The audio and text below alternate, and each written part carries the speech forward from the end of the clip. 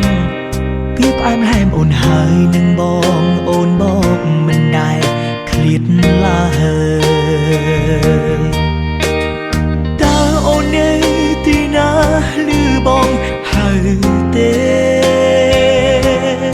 ឬក៏មានមេដាច់ចិត្តចាក់ចោលបងគ្មានអាឡ័យគ្រប់រឿងអនុស្សាវរីយ៍ចាំងនៅចាំទេថ្លៃបងមិនអាចបងភ្លេចអូនបានឡើយនៅតែបារម្ភរៀងរាល់ថ្ងៃគ្រប់ដងហើមបងជីងចូលនៅតែគិតដល់រូបស្រីវាប្រែជាគ្មានន័យសម្រាប់អូន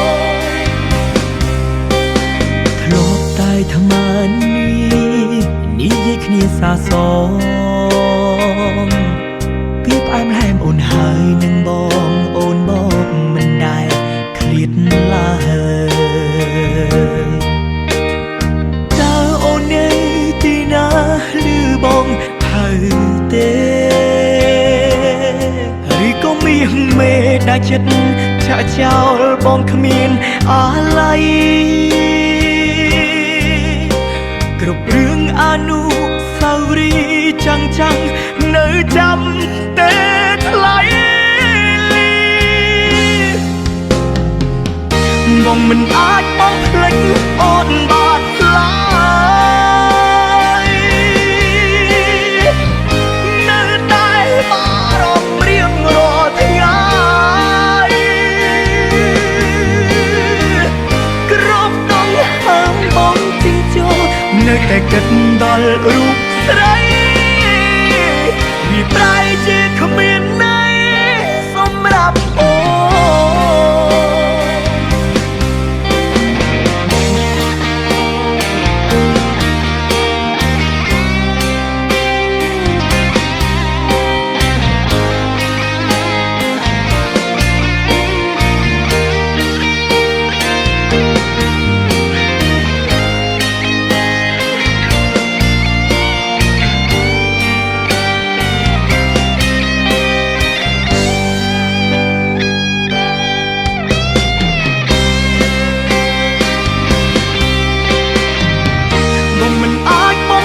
នអូនប